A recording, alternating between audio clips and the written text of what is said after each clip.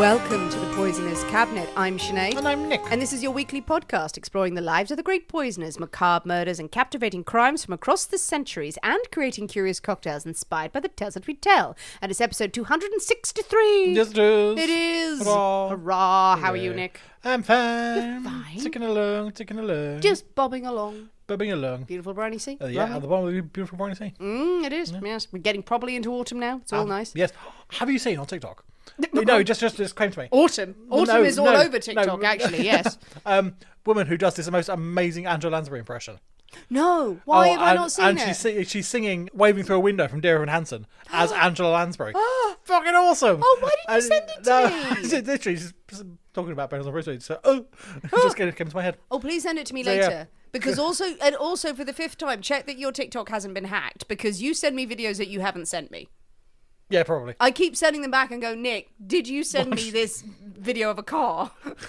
And then occasionally... I love cars. But you send me... And then sometimes I'm like, that. Then you send me things randomly once in a blue moon, and then you'll know I did send that to you.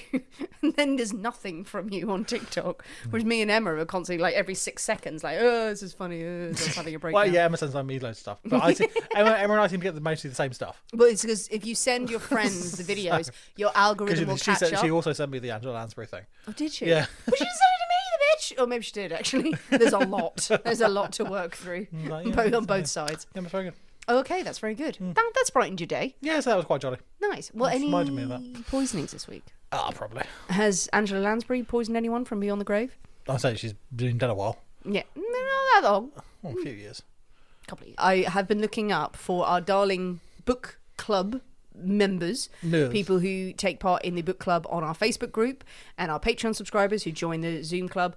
We're looking at our Halloween read. Is there a decision yet? It's been voted on, so I need to just choose it basically later today. It's a very good book, actually, the one that everyone wants. I've read it and it's very good. But I did do a list of cozy, spooky kind of autumnal ones, and there's a couple that are very much channeling Angela Lansbury. Nice. Books, so I may send those to you. Don't do. Romancy ones, lovely. They're all good fun.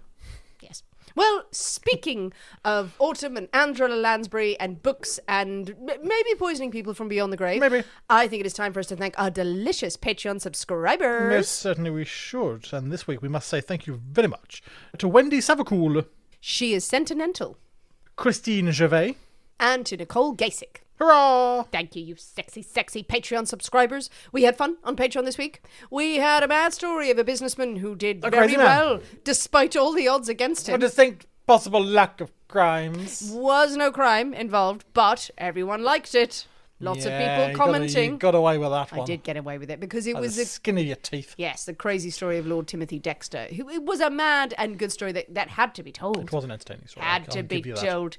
If you want to know what the hell we're talking about, please do consider joining us on patreon.com/The Poisoner's Cabinet, where you get extra episodes from us every single week, the Deadly Nightcaps, as well as bonus material. There's lots of behind-the-scenes content that you can access, content that we have done. We have years worth of stuff on there. Years. There's videos, there's extra little bits, there's spooky travels that we've done and interviews with people all on there. And there's the higher tier, the Cyanide Connoisseurs, where every week you also get our behind-the-scenes chat, which gets increasingly unhinged and worrying at points. That's where all the confessionals actually start to happen, as well as a gift pack from us. And we do have another stash of gift packs going out. So if anyone needs to remind us, if anyone is worried that you've been left off the list, just drop us a message. We will make sure you're on the next round. But we may have a problem sent to the States, so we shall keep you informed. Ah, yes, that is a very good point. Because like DHL and Royal Mail will not send to America at the moment due to tariffs. We are aware that there are issues around the globe of sending anything to the States because of the tariffs, but we're looking at solutions for that. So hang tight, people. If you've got any concerns, just drop us a message. We will make sure that it gets sorted. I mean, we can't change the tariffs. Somehow, yes. I don't know what I'm going to... Trump's over here How are at you the going to moment. get that sorted? There's a few things I'd like to have a word with Trump about, but that would be number one. You say you are screwing over the Cyanide Well, you can get him to Connoisseurs. take the packs back with him.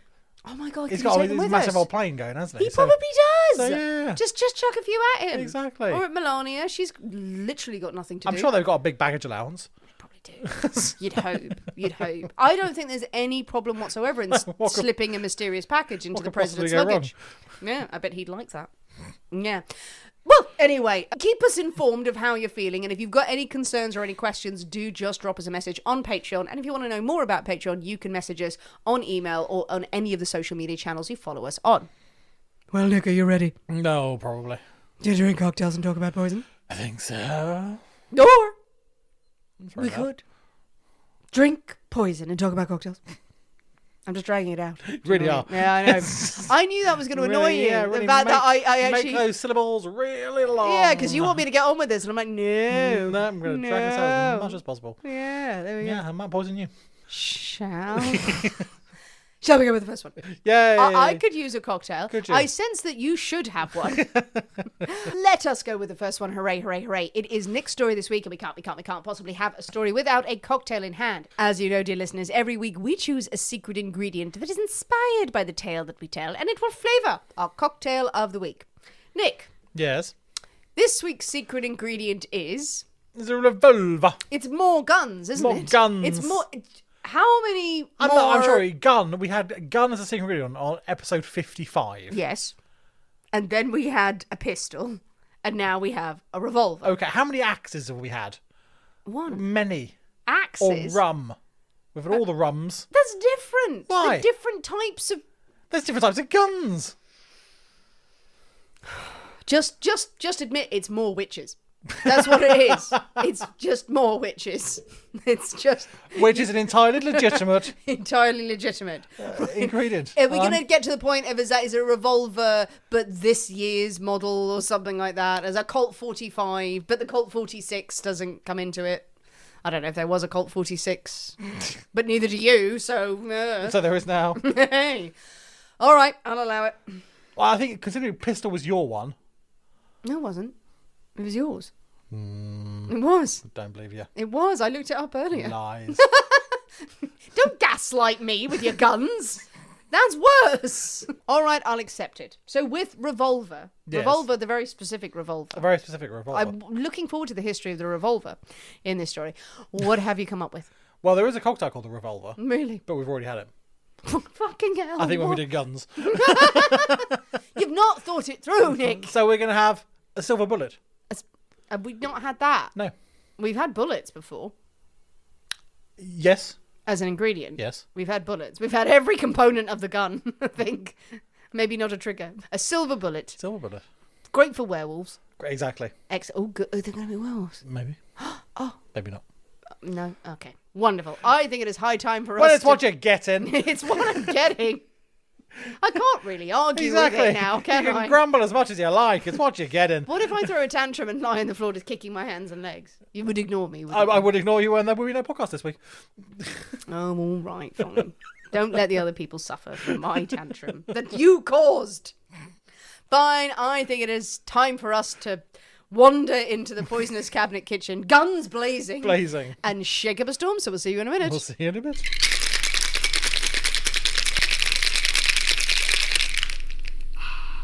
And we're back. Hello. So, Nick, Yes. silver bullet. Silver bullet. Silver bullet that we definitely haven't done. Don't even know. Definitely haven't done. Definitely Okay, haven't done. lovely. It does look silvery. Yes. It is pale. It has a does pale match the hue. description, so I don't mind that. Yeah, pale hue. Does it have any colour in there? No, it's just white. Whitish? Pretty much. Well, not any- only white, yes. It's like an off-whitey sort of, well, cleary, cleary, It's not cloudy clear. sort of It's colour. cloudy. It's cloudy. Cloudy colour. Pearly, whitey, cloudy. Like a cloud. Yes. It's like a cloud. It's like a silvery cloud. Silvery, love it. Should we stop? Yes. And just drink? Probably okay. wise. Well, it looks nice. Okay, is it a smell? Ooh, it smells of things. Things is Smells good. of flavours, which is nice. Okay, well, I guess we should dive in. Hopefully this will cure all our ills. We shall see. Wonderful. Merry Christmas. Merry Christmas. Ooh. Okay. Okay. I do not like that. Okay. I'm just going okay because all the flavours are hitting me in the face. Did you put fucking Pernod in this? No. It's got some absinthe? Yep. It's something aniseed. Yep. What? Yep. Twiggy. Well, yes, but not what you're thinking. That tastes so licoricey. It does, yes. It's it like has licorice. yes, it does taste like that. So like yes. ouzo? No. You don't have ouzo. I was like, what the fuck is going on in that? Lemon? Oh no, this is going to make you angry. We need to get you a good drink. Yeah, he was hanging by a thread, people. Trust me. What is this? Hang on. Before it takes place, it started well. I thought it was like, oh, okay. Oh, no. Hang on. Right. Oh God, Jesus Christ! It's like. We have used this ingredient before. A long time ago. I can't remember what in and if we enjoyed it, but it has been used a couple times before. So licorice. What am I not? What am I? It's not really licorice, but it's in that wheelhouse. It's in that sort of wheelhouse. Is it like wormwood or something or lemon? There is some lemon in there, yes. I think it's because I heard you muttering lemon as you walked into the kitchen. It's like an old man. Lemon. What is... I kind of want to work it out. So not licorice, but like aniseed. Aniseed. No, not Aniseed really. adjacent? Yeah, I mean, it's very much in that wheelhouse. So it's not Pernod, and it's not absinthe, and it's not... Well, have I any chance of guessing this? I mean, we have had it before. I'll be surprised if you remember. No, okay. Lemon, maybe some gin in there? There is some gin. Some gin? Okay. The other ingredients, fuck it, I don't know. Yeah, there's only one other ingredient. Well, it's ruined it. So, lemon and gin would have been lovely. It's really strong. Yeah. It's really overpowering. It's in the nose. It's right up the sinuses. Right, what is it? It's Kummel. Excuse me? The Metzendorf Kummel. Oh, that is ringing a bell. Yes, we have had it before. We had fun with the name. Yeah, mainly because it's fun to say Metzendorf Kummel. Sorry, wherever it's from. Sorry, where is it from? It's German. Good. Okay. Yes. Then that was appropriate, people. Our terrible, terrible accidents. I'm sorry. But it's a caraway seeds. Caraway? Caraway. Oh, I guess that makes sense. Yes, caraway and cumin. Caraway and cumin. And cumin. It's like a curry. Yes, it's a curry. It doesn't taste sort of macerated in just alcohol. Till you get this. This monstrosity. This herbal thing. Oh, it doesn't work. Spicy thing. Yeah. So I can't. I know we've used. It's been in the cupboards. We've used it before. Not for a while. I can't remember what on. Is it off? I don't think so. It's stuff like this. Stuff like this doesn't go off. It just gets stronger. Yeah, exactly. If you do not use me, I will become more powerful than you can ever imagine. But yes, it is quite overpowering in this thing, and not at all pleasant. Not pleasant. Not what happened the first time we had the medicine. I don't remember. Probably on the website. Isn't it? Yeah, exactly. I've got the website open, so let me have a look. Have a look at it. Because it starts off not bad. It'd be like lemon and gin and a bit of something savoury there, but then just goes overpoweringly into that caraway, which is so. I mean, not bad in a bread, but not in your cocktail. Okay, well my face is screwed up. See, we had it in a cocktail called the Dante. I remember before, that. which it says for me was amazing. Sinead less so. Yeah. What was in that one? It's just either in shake it with ice and strain. It is lovely. So obviously I enjoyed that one. What were the other but ingredients? That was tequila, green chartreuse, Kummel, and lime juice. Of course you'd like that. So of course I would like that one. So it was a twist on the last word. So that's what we had it for. Boo! Not gonna lie, Nick. Can we make another drink? Go on then. Off you go. You're welcome to. I can. I'll make us up something nice, but this we can't do. No, this needs to go away. Do you want another drink? Yes, because I'll cry. Okay. Doodly doo, doodly doo, doodly doo, doodly doo. Doodly doo, doodly doo, doodly doo, doodly doo. Okay, we're back. Back with better drinks. We made red hooks. That really was not pleasant. Yeah, it's not nice. We haven't had that in a long time. No, we haven't had it that bad. No, just universally no. And it lingered. It lingered in the brain, I fear. So we made ourselves some delicious red hooks. Delicious, delicious drink. It's Merry tasty. Christmas. Merry Christmas. I should say I made them. Have I made them wrong? Delicious. Wonderful. Well, with our new drinks firmly in hand, those other ones hurled asunder. Hurled into the fire. Hurled into the firmament. Is it time for a story, Nick? Oh, I suppose so. Hooray! Hooray! I'm looking forward to all the guns. So many guns. So many guns. So many guns. Wonderful. Hundreds of guns. Hundreds. One. So, okay. So, yes. Do you need to Hulk up? Amazing. Yes. Okay. Ready? Yes. Yep. We good? Poised. Okay. Let's go. Yes. So. You can keep saying so all you like, mate. It's not going to start it. So today. Yay! Yes. Yeah. So today we're going to the small farm Oh. on the outskirts of the village of Little Falls. Little Falls? In Herkimer County, New York State. Oh, I've never heard of that county. Indeed, no, in the northern climes of New York State. Cold, very cold. All right, is Aunt Gordon coming out here? We're going over We're here. going over there. Yes, very cold. It's you know. December 1884, and it's very chilly. Very chilly, very chilly. Jack the Yes. Ripper hadn't even been born. He hadn't even been born by then. Well, I think he had, actually. Probably, actually. So I Probably don't would think have he did everything when he was 6. Yes, and he is from 2. Herkimer Falls. 6? What? Right. This small farm is owned and run by a 72-year-old chap called William Druse and his wife Roxlana. Roxlana, who is known as Roxy. Very So we're nice. going to go with Roxy because it's easy to say than Roxlana. Roxy is good, the name on everyone's list. Yep, I say Roxy, she's around 40. Well, some people say she's around 40. In other reports, she's about 60. Yeah, but then we've had this before. So- Where it's like, she may as well be dead. So, yeah, I mean, she's quite a key character in this story. Yes. No, but I mean, when a woman hits 40, it's like, Yes, 40, but she's 60, she's 80. either 40 or she's 60. We're not entirely sure. There was about what the subsequent events. An article was written by the Franklin Gazette, and they had some good descriptions of these two characters. William is described as what might be called a shiftless, lazy, good-for-nothing farmer. Might be called. What might be called. The word around town is. Yes, might be called a shiftless, lazy, good-for-nothing farmer. It's a farmer, leave him alone. No, but he's shiftless and lazy and good for yeah. nothing. Shit farmer. His wife, Roxy, on the other hand, is a frail little woman of about 40. They say she's about 40. From appearance, would not hurt a dove. Who's hurting doves? Well, not her, apparently. And she never would, from never her would. appearance. Yeah.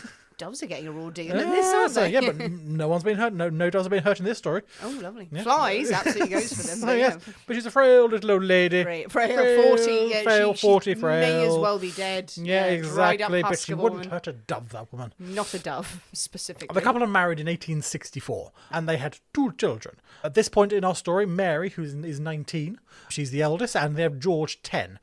Also living at the farm was William's 14-year-old nephew, Frank Gates, who would live with the couple for a number of years, bit of a hired help around the farm, very nice. bit of extra labour sort of thing, learning the farming ways of his uncle. Now, life in the Druse household is not all sunshine and roses and doves. It's not all lovely. Not only, I mean, William obviously is shiftless and lazy, he's also bad-tempered and violent. Oh, shit. It's not a great combination, really. Well, he's lazy except when he wants to hit someone. Except he wants to hit something, mainly his wife. To be honest with you, mainly his wife. Roxy is later quoted as saying her husband was only a decent man on her wedding day. Oh, no. And my advice is never to get married. I think it is a poor plan. It is a dreadful step to take, and it ought to have more consideration than people give it. Fair point there, Yes. Roxy. Fair point. Everyone rushing into it like, Yeah. oh, he's sweetness and light on the wedding day. Yeah. Get her down the aisle. Yeah, absolutely. Afterwards, things change. Yeah. So, yes. Those vows were subpar, woman. Indeed. Aw. Now, Roxy herself, she's known as she's quite a forceful character. I thought she was a frail old lady. Well, I mean, but she's not afraid to speak her mind, and she's not afraid to fight her corner. okay, good for her. And she speaks her mind quite frequently about her good-for-nothing husband, which gets back to him, and he gets angry and violent, and it sort of goes back and forth, really. So bickering couple. Majorly bickering couple. He's known to use his fists instead of bickering, really. But she's reason to complain. she has massive reason to complain. And all he does is is get violent in retribution for what she says about Roxy, you're him. better than that. Roxy is much better. I mean, throughout the whole sort of local area, Willie is known as lazy. He's got a habit of swearing loudly in public. Very bad. Tut. Avoiding church. Avoiding church on a Sunday. Maybe just say not going. He doesn't like sort of No, he swerve avoids around it. Yeah, absolutely. He just very determinedly walks the other way. Like, walks no. miles around to avoid it. Just shielding his eyes. Can't see it. Can't see it. It's not there. No, it doesn't go. Avoids as well as being well known as being ill-tempered and abusive towards his wife. Neighbours often hear violent arguments coming from sort of the little farmhouse. On one occasion, after a particularly loud and public argument, a neighbour saw William strike his wife with a horsewhip. Shit. The neighbour threatened to go to the authorities until William paid him $5 to keep his mouth shut. Oh, right. Okay. So- Noble man. Noble neighbour. To be fair, he clearly did tell this story, so he should give the $5 back. Well, yes, after events. or after events, he's like, I saw him. I was going to go to the authorities, but he paid him some hush money. $5 is a lot of money. To keep his mouth quiet. Mary, the daughter, also later down the line, she remembers 2 occasions specifically when William had pulled a branch from an apple tree. and used it to beat his wife, to strike Jesus. Roxy, before threatening to murder her with a pitchfork. With a pitchfork? Yes. Which so it's a Just common using farmyard whatever- implement. I get it. Whatever's to hand. Yeah, whatever's to hand. Yes. With a pitchfork. There you go. Yes. So it's not a barrel of laughs It's in not a barrel the of Druse laughs, household, is it? really. No, it's not great. So this has all been going on for quite some time. So now we come to December 1884. It's the middle of the winter. It's rather a lean time on a farm. But William was still seen each morning, sort of tending to the animals, doing whatever chores were necessary. But for a few days now, neighbours have not seen hide nor hair of William, nor anyone else, for that matter, from the Druse family. Oh no! But yes, no. what's happened? What's happened to William? What's happened to any of the Druses? No one knows. One man goes to the house and sort of he finds the door, knocks, no answer. He finds the door locked. He finds newspaper pasted all over all the windows, so he can't see in. So it's not normal. So he calls out, no answer, but he's sure he can hear something from inside, but he's not going to push it. If no one's answering, no one's answering, fine, no, leave it be, okay. And off he goes. He leaves it. Yeah, knowing that William is a violent man, so maybe don't annoy him, otherwise he'll come at you with a branch and a pitchfork. Yeah, well, exactly. So no, he goes, And okay, some doves. fine, leave it. No one answering, we'll leave it be. A day or so later, thick black smoke starts belching from the chimney of the farmhouse. No one's seen anyone come and go, but obviously there must be someone in there. So again, the neighbours go, they start knocking on the door, calling out, still nothing. But people begin to suspect something. Okay, something's obviously quite awry here. Something's definitely seems odd. And they start thinking, well, has the ill-tempered William finally done something crazy? Has he snapped? Has he pitchforked Roxy? Has he done something with his own children and his nephew? I mean, they think, well, no one's going to put it past him. He's a miserable, violent bastard. But no one dare break into the house to find out. Nor did anyone want to go to the authorities. There's no proof. It's just rumour and speculation. Really, there's nothing solid that anything has happened. They could have gone on a Christmas holiday. Would have been rather unlike them. Bit weird. A bit weird, but Where have they gone? Barbados. yeah. For some reason. But they've got no proof of anything. You know, they've got no proof of foul play. Just a weird hunch. Yeah, but black smoke from the chimney is not a good sign. That is a sign of something very, a Something- wrong fire. Yeah, something not right. But yeah, so they think that something's not quite right. Yes. But then, much to the shock of locals, Roxy is there. She's seen out and about. She's running her errands. She's doing her chores exactly as she normally would after this sort of few-day hiatus. And there are the children too. There's Mary and George and Frank all helping out and doing errands around the farm and doing the things. Everything's fine. We were just worrying over nothing. All is well. Of course, William hasn't murdered his family. Crazy thoughts they were all having. Absolutely. Where's William? Where's William? I mean, like the rest of the family, he has not been seen for some time, and he's still nowhere to be seen. Gone to New York City, says Roxy. Lovely. Gone to New York City, business. He's got business in New York. He's got a big farming business in New York City. He had business in New York before. He had made the trip before, so people go, well, okay, it's entirely plausible. He has made this trip before. Fine. Nothing too unusual. So people are still a bit like, what's up with all this big black smoke coming out of the chimney? What's going on there? It's fine. It's all good, says Roxy. It's all good. Nothing to worry about. A couple of weeks pass. Still no sign of William. Delayed in New York, says Roxy. Delayed in business, but all is well. She makes regular trips to the post office to send letters to William at an address in New York. Very good. Never gets anything back. No. There's never any sort of responses from... Yes, but he is a shit. But exactly, he's a shit. So she's obviously... She's writing, going, I love you. telling him of the news, telling him And what's he's going on just the like, farm. boo, wife. Yeah, exactly. I mean, is it entirely unlike him not to write to his wife? So people go, okay, well, obviously she's writing to him, telling him what's writing going back, on. going, if you write to me again, I'll kill you with a Yeah. pitchfork. So, yeah. I hate you. So people go, okay, he's away on business. Beginning of January, Roxy and the children appear to be getting on quite nicely without William round the place. Harmony and loveliness. There's harmony and loveliness indeed. So the daughter Mary, who she's 19 years old. So she has taken on many of her father's chores and sort of errands around the farm and things. Good farm girl. Good farm girl, yeah, exactly. She's sort of instructing her younger brother and the cousin about to do errands that they can do and things, what to do. And anything is everything seems to be running a lot smoother than when William was around. Grumpy old man. And should anyone ask about William, business, still on business. One day her tack does change. Business is finished. He's coming back, but no, middle of winter in New York. Yeah. A lot of snow. And it's all rough paths and things. The pass has had an avalanche. Exactly. So yes, can't get through. As soon as the path's clear, he'll be back and all will be well and things. He's on his way, but snow. What can you do about it? Mid-Jan, no sign still. Still no sign. And people are starting to get suspicious again. Other people are making it through now. From sort of from a bit further south. So where is William? Just stop asking questions. No one liked him.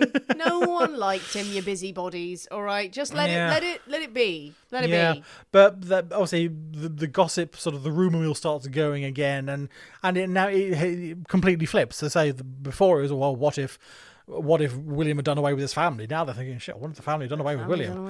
What's going on there? And so these rumours start spreading. This is the big lumbering truck that seems to be coming towards us. Like, really does. I mean, well, had he coming? As you say, he was a horrid man. He was a nasty piece of work. Did you know he paid me $5 once to keep my mouth shut? And I said no. And I said no, I would never do such a thing. I said no. Would you like to see my shiny $5 watch? Yes, and he never went to church, No. He avoided it. He was always running around the church. Yeah, terrible behaviour. Terrible man. I always knew he was a wrong one. He's a wrong one, Never absolutely. stepped in once when he hit his wife, but I didn't think that was on.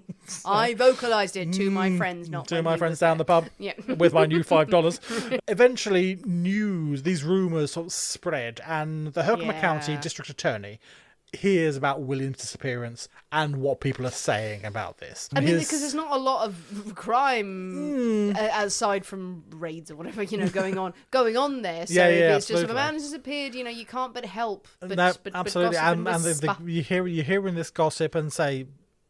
As I mean, other travellers are making it through. So where is William? He should have shown up a long time before now. The DA decides he needs to take a look at this a little bit more closely. He starts with what he thinks is going to be the weakest link. And this is William and Roxy's young nephew, Frank Gates. Now, the Franklin Gazette, who I quoted from earlier, who provided those lovely descriptions of William and Roxy, described Frank, their half-witted nephew, aged 13 years. He's 13! He's 13 and half-witted. Charming. I know farm life, 1880s. 13 is nearly a man. Ew. Not really, though. Actually. Not really. Yeah. Not really. And half-witted. How half-witted? Was he batting into walls and just stroking his own hand as a pet? No. We don't know if Frank wasn't the brightest spot or he was just 13. He was just 13. He was just press people just assuming that a farm boy has got to be half-witted. No, he was just a 13-year-old young lad. This man has no understanding of Pythagoras' theorem. He can't even do basic accounting. What a half-wit. But the DA is convinced that he is the one to question about what's been going on. So, Frank is arrested. A 13-year-old young Frank is arrested. What? Arrested? Arrested. Okay. Quite dramatically for questioning, really. We're arresting you on the suspicion of something that maybe happened. Yes, we're arresting you because it seems suspicious. And you seem like you're going to break really easily because you're a child. Oh, God, yeah, it is going to scare you. Absolutely. Brought in for questioning. Nice. But, yeah. I mean, it's a 13-year-old lad. Obviously, no lawyers. But farm strong. Yeah, but no lawyers, no parents or anything like that allowed in. Just them and an army of men going, tell us what you fucking know, or you'll go to old Chokey or something. What? Because he's now in Matilda. Sorry.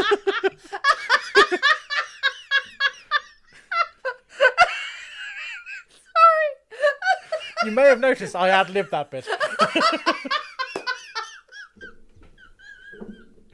We've been reading this book that's not been published yet.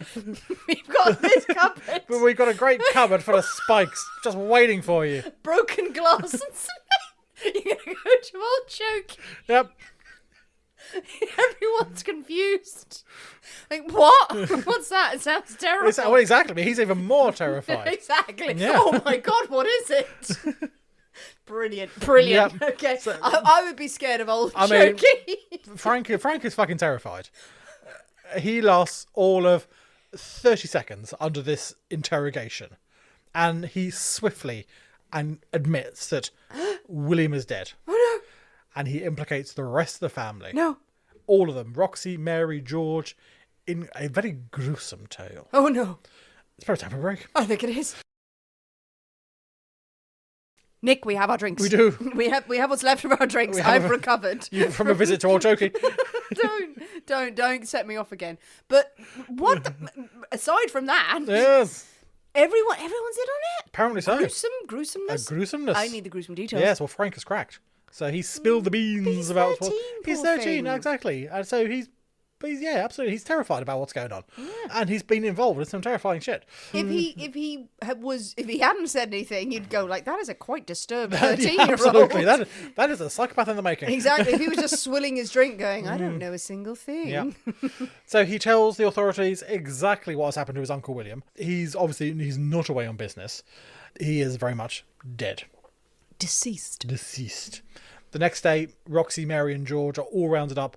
They are arrested for murder, and the full story is revealed. Okay. On the morning of December the 18th, William is the first to wake that day, as was his usual thing. He went downstairs, he woke Roxy and Mary. They slept in the parlour downstairs. Mm-hmm. And okay. Yep, so he says he slept upstairs with the two boys. Wife and daughter slept downstairs. Did not share a bed. Did not share a bed. Did not even share the same room. With good All reason. the same floor. Yeah. So woke his wife and Mary, and he goes about lighting the stove. Was his chore of the morning, lighting the stove. Mary and Roxy get up and they start preparing breakfast. Mm-hmm. He then goes off to the barn, performs the morning family duties. What would those be, Nick? Well, feeding the animals, Yeah, okay. mucking out, and all this sort of stuff. Yeah. He goes and Preparing the lemons. Preparing the lemons. While Roxy and Mary, they're getting the boys up and they're preparing breakfast for the household. Get them fueled up for the day. Exactly. Now the four of them have already finished their breakfast by the time William returns. Yeah. Entirely normal. And Roxy tells the boys, head outside, but don't venture too far because I've got some errands you need to run later. So don't go for miles. Stay around so you can hear me call. And so off they go. William sits down to his breakfast and starts to eat. Before long, a quarrel starts between the pair. William has taken umbrage that Roxy had ordered some groceries but hadn't paid for them. So she paid for them on account. Yeah. And that left him having to go into town and settle up with the grocer. And it's like, oh God, why did you do that, woman? So this ends up in this screaming row between them about a few dollars worth of groceries. Neither of the pair are willing to back down, and they're both going at it. Well, he's just grumpy in the morning. He's just grumpy. Reaching the end of a tether. Absolutely, very much so. She moves into the pantry, still yelling back at her husband, and then comes back out from the pantry again. But she's holding something underneath her apron. She's got something sort of hidden beneath her apron.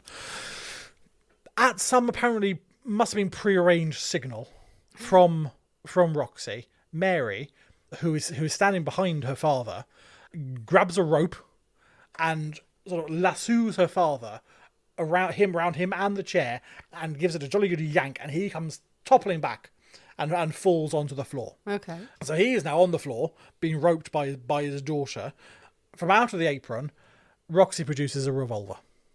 Way! Specifically, a revolver. A revolving gun. not a pistol. Not a pistol. Not a gun. Not a gun. But a revolver. A revolver. People do weigh in with the difference. Carry on. You know what the difference is? I don't know. Revolver has the spinning chamber. The spinning chamber. Yeah, chamber. Where you put the 6 bullets in and it spins around. Well, what's the pistol then? Pistol has the bullets in the... Either you just fire like one bullet and you put the bullet in. The whole time? Just, with a cartridge? So now you'd have the magazine that goes in the handle type thing. Or back in the day, your pistol would be... You would put the... With the shot? You would put the bullet down the barrel. With the shot. Right. Type thing. But the revolving... The revolver, because the cylinder revolves.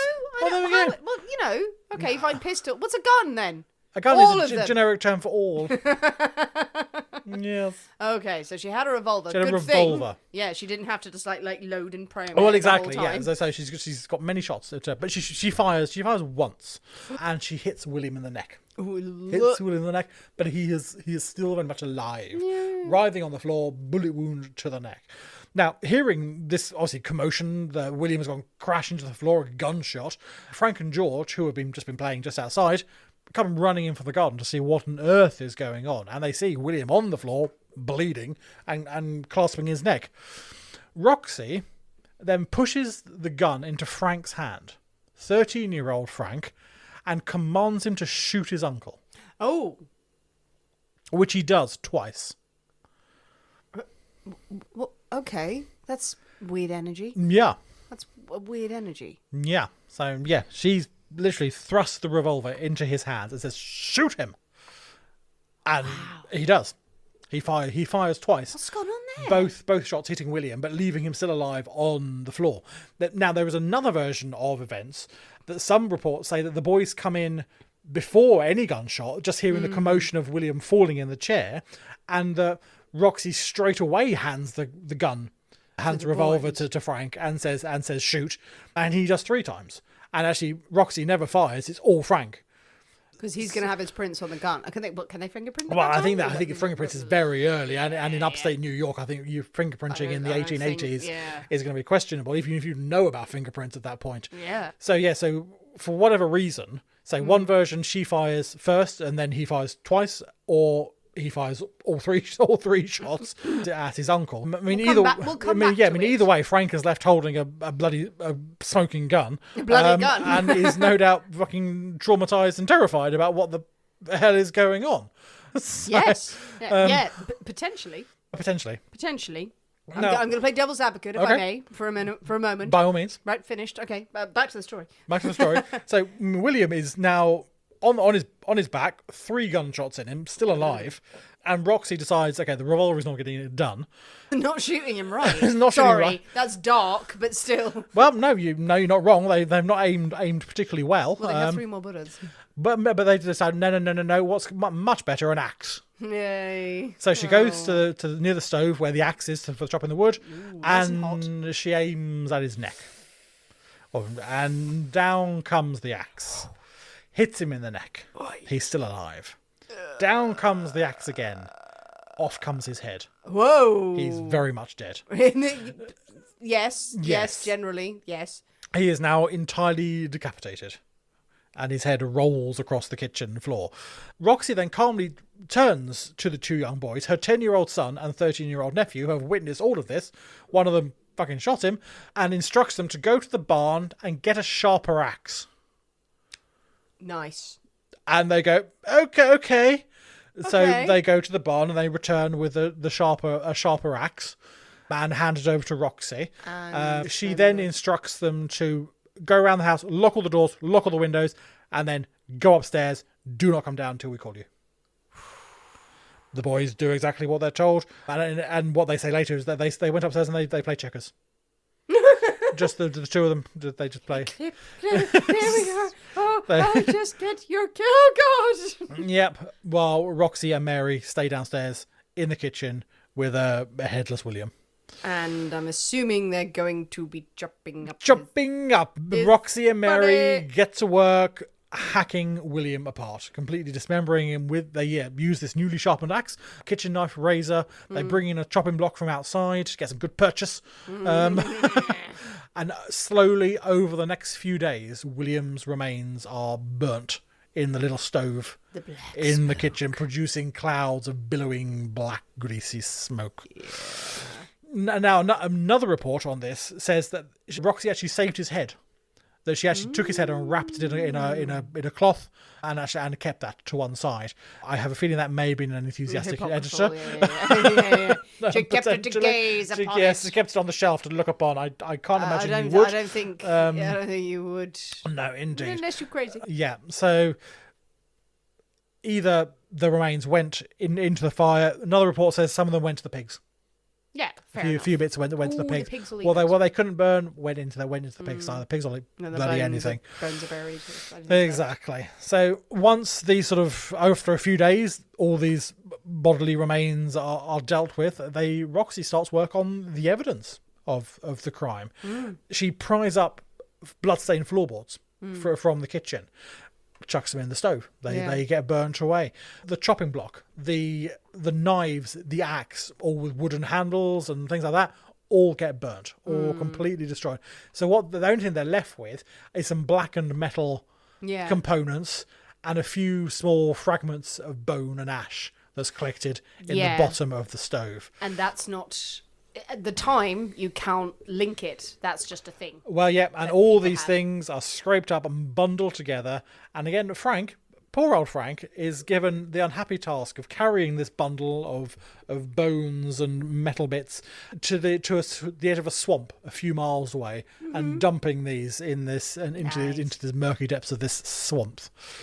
Now, the authorities, hearing all this, are going, what the fuck? we thought it was a normal story. Yeah. Christ almighty. Obviously fairly horrified about the level of detail and apparent preparedness that Roxy had, because there must have been something between Mary and Roxy that this was going to happen. But how could it not also involve the boys? Well, who knows? I mean, from Frank's point of view, he seems to imply that it's entirely, they don't know anything, it's entirely spontaneous. What he's instructed to do is just of the moment. They don't know it. He's a young boy. He's a young man. Confronted with loads of people shouting at him, or sort of like, tell the story, and probably goes into this like, no, I haven't. It was someone else and everything. But again, too young to be involved in a murder plot. But maybe everyone was. I'm not saying he was a fucking mastermind or anything. No. He wasn't sitting there going, but maybe wasn't just sort of walking in like an angel from choir going, oh no, what was happening? Wow. As in maybe conversations were had, but obviously don't involve a 13-year-old and a 10-year-old. And a 10-year-old, indeed. Yeah. So obviously now the authorities, taking Frank's sort of confession and version of events, they go and search the swamp. They go to where Frank says he dumped this thing. Thank you. We're still midwinter. Yeah. That the bundle had the bundle itself had frozen, so they were able to retrieve the bundle because it was like wrapped in a tablecloth or something like that, sort of complete. So it hadn't had time to disperse throughout the remains of the swamp. So they retrieved this, thawed it out, and they found around 18 small pieces of bone. Yeah, the charred axe head, 2 kneecaps. And the upper end of a tibia. So the coroner can go, yes, they're definitely human. They're human. Absolutely, 100%. These are human remains that have been dumped in this. So it matches Frank's story entirely. The inquest is held in May 1885. The neighbours testify to this black smoke billowing from the chimney that starts on the 18th. Many members of the community come forward to say about what a shit William was, about the abuse his wife suffered. Frank, he repeats his confession, his version of events that he told to the authorities. This is now backed up by 10-year-old George Druse, who tells a similar story, but he has a slightly different version of events. Okay. And that in his version, his uncle Charles, Frank's father, is there. Oh, okay. Now he says Frank's father there, Uncle Charles is there, and he is the one who hands the revolver to Roxy. Right. Now Roxy refuses to speak at the inquest. She won't say anything. No. But afterwards, she also declares that Charles Gates had been there, and she says that he had been the one to shoot William first. Interesting. Now, presumably, authorities must have taken this seriously. They must have investigated Charles, but there's no mention of him further in any of the records that he was ever charged with anything, or he was. Yeah, I can't see that he was ever formally accused of anything. So was presumably, he available? Well, did he run? I mean, he was certainly local. If he had run, it would have been in newspaper reports or something. Yeah. If he had legged it, there would have been more news. That would have been so newsworthy. They cast that aside, or maybe they thought like let's try and blame the. Or they investigated it and discovered that no, he has got an alibi, or there was no way he was involved or whatever. But for whatever reason, both mother and son try and point the blame at the uncle. Weird. But yeah, but they say the uncle plays no further part in this. So presumably he was not found. It was found that he was not warranted, or that they thought they were talking complete nonsense and didn't bother to investigate that. I don't know which way it would have gone. The coroner finds that Roxy should be charged with her husband's murder. Yeah. And that Mary, George and Frank should be charged with giving comfort and aid to one committing felony and murder. Comfort and aid is always good, yes. And all four are taken to jail in Herkimer, where Roxy declares, "Well, I hope I may be able to procure tonight what I've not had in 2 years, a good night's rest." Fair enough, actually, yeah. If you're in jail, you go, you know what, I'll get a good sleep. Yeah, I'll get a good sleep out of this. I'll get a good sleep. The trial starts on the 24th of September, 1885, and it lasts 2 weeks. Both Frank and George are called by the prosecution to testify, and in return for their testimony, they are acquitted of all charges. So the charges against them are dropped. They turn state's evidence, and they're bloody children. Yeah. So and they repeat the story that they have made at the inquest. The authorities had managed to find further bone samples and some bloodstained floorboards that they hadn't removed from the farmhouse that had been missed, and these are also presented as evidence of this crime. Roxy does not testify herself. The defence claims that she has acted in self-defence. This is years of threats and actual physical abuse at the hands of her husband. And this is widely reported in the press, unsurprisingly. And the case becomes a bit of a focus for there's quite a burgeoning sort of women's advocacy, women's rights sort of movement this time, and it becomes a bit of a cause célèbre for that as well, decrying the prevalence of domestic violence and how it's generally sort of hushed up and brushed under the carpet. And this is what happened to women who eventually snap. They resort to, yes, admittedly dreadful means. There's a sort of battle that's waged in the press as well, but of course in the courthouse it is an all-male jury who give self-defence short shrift, and they, after 2 hours of deliberation, they return with a verdict of guilty, both for Roxy and for Mary, who is on trial as well for aiding and abetting. Mary is sentenced to life imprisonment for her part in the murder, and Roxy is sentenced to hang. Yeah.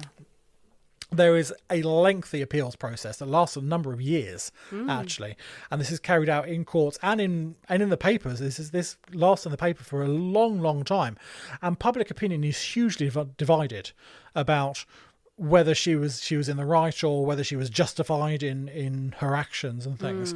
And so it's so divided that, one man offers to go to the gallows on her behalf. Wow.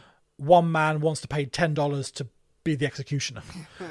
So its opinion is so divided, but no reprieve is to come. God. And she is scheduled to hang on the 20th of February in 1887. Jeez. She is the first woman hanged in New York in over 40 years. At her execution, the gallows are shielded from public view, so it's not a public execution. There are 25 sort of officials as witness there. A new, more modern and humane method of hanging has recently been introduced into New York, and it's known as the upright jerker. Okay, that sounds lovely. It sounds delightful, and this is the method that was going to be used to execute Roxy. Rather than her plummet through a trap door, she is attached to a counterweight, which is released, which pulls her up, and breaks the neck. Even though Roxy is jerked, she's jerked 4 foot in the air. Her neck does not break, and she's left there for 15 minutes to strangle to death. Now this botched execution ensures that Roxy is the last woman to be hanged in New York State, and actually hastens the implementation of a new, much more humane method, being the electric chair, which comes in about 6 months after this. They rush it through. Because they had to get rid of the old chokey before they brought in the old sparky. Exactly. That wasn't working. We've got too many old things. We got the old jerker, that didn't work. The old jerker didn't work. Old chokey, old sparky, that would be fine. Bring in old sparky. Oh, that didn't start well. It didn't start well. And didn't end well. No. Really.